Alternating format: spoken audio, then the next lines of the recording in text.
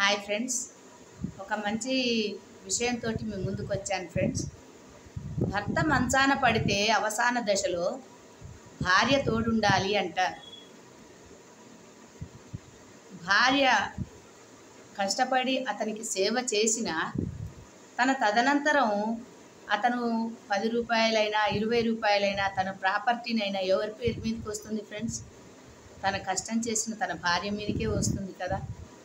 మరి అదే భార్య అవసాన దశలో భర్త కళ్ళెదురుగా మంచంలో పడితే ఒక్కరోజైనా చేస్తాడా? ఒక్కసారి ఆలోచించండి. ఏ భర్త భార్యకు సేవ చెయ్యడు? భార్య కళ్ళెదురుగా చనిపోయిన 11వ రోజే భర్త మళ్ళీ పెళ్లి చేసుకుంటాడు. ఎందుకంటే ఉప్పు కారం తింటున్నాడు కదా, అతను తిరిగి వచ్చే వరకు, బయటికి పోయి వచ్చే వరకు వండి పెట్టి ఆడిది ఉండాలి కదా అంటారండి. మరి అదే వ్యవస్థ స్త్రీకి ఎందుకు ఉండదు? ఒక స్త్రీ మంచాన పడితే మళ్ళీ ఇంకొక స్త్రీని పని మనిషిలాగా పెట్టి చేయిస్తాడే కానీ తను చేయడు కదా అండి. మరి అలాంటప్పుడు భార్య పేరు మీద భర్త ఆస్తి ఏదన్నా ఇచ్చినప్పుడు మళ్ళీ అది వెనక్కు తీసుకోవటం ఏమన్నా ఉంటుందా అండి? దానం చేసిన వస్తువును నీచంగా అడిగేవాడిని ఏమంటారు? ఇప్పుడు చట్టాలు వచ్చినాయి, కోర్టులు వచ్చినాయి, సమాజ వ్యవస్థ మారింది, అన్నీ వచ్చినాయి. కానీ ఒక ధనరీత్యా, ఒక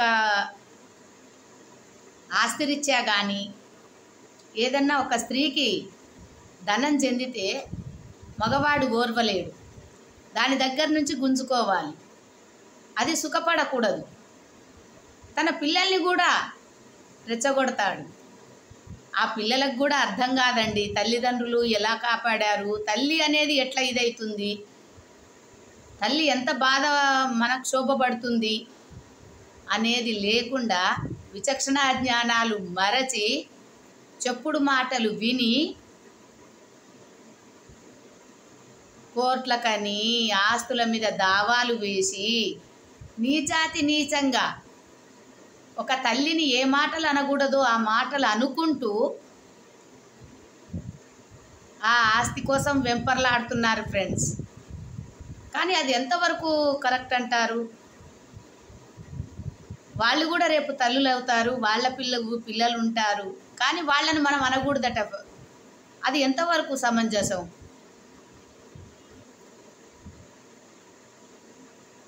ఆవు గట్టున మేస్తే దూడ కూడా గట్టునే మేస్తుంది కదండి. తండ్రి ఎలాంటి వాడైతారో పిల్లలు అలాంటి వాళ్ళే అవుతారు. ఎందుకంటే క్షేత్రం తను, బీజం తను, తన వంశం నుండే వస్తారు ఆ పిల్లలు. బీజం వైపే ఉంటుంది ఏదైనా, క్షేత్రం ఎక్కడైనా బాగానే ఉంటుంది friends.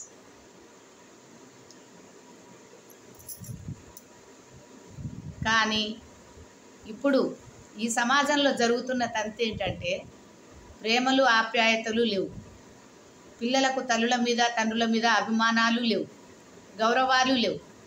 Money money money, property property property.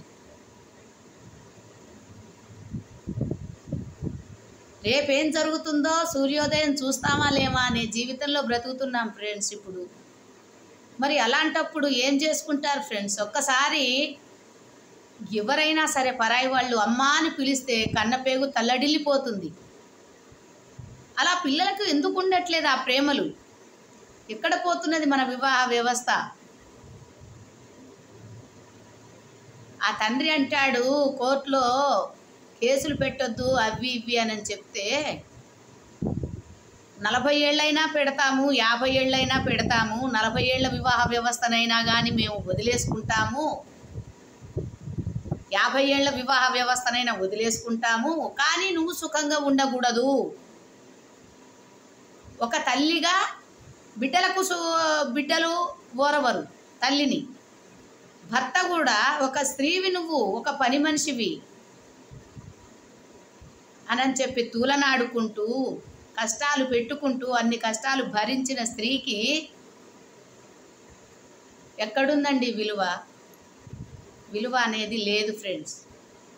ఒక స్త్రీకి ఎక్కడా విలువ లేదు.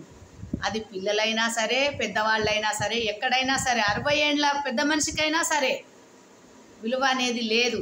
దాని ఒంటి మీద ఒక తులం బంగారం ఉన్నదంటే కొడుకులు బిడ్డలు నాది నాది నాది అని గుంజుకుంటారు. చచ్చినప్పుడు ఒక చెంబెడు నీళ్లు కూడా పోయారు ఫ్రెండ్స్. ఎందుకండి ఈ కొడుకులు, ఈ బిడ్డలు, ఇట్లాంటి భర్తలు అవసరం అంటారా? ఏదన్నా తప్పు మాట్లాడితే నా కామెంట్ బాక్స్లో కామెంట్ చేయండి ఫ్రెండ్స్. Lalitha kitchen MG5SA.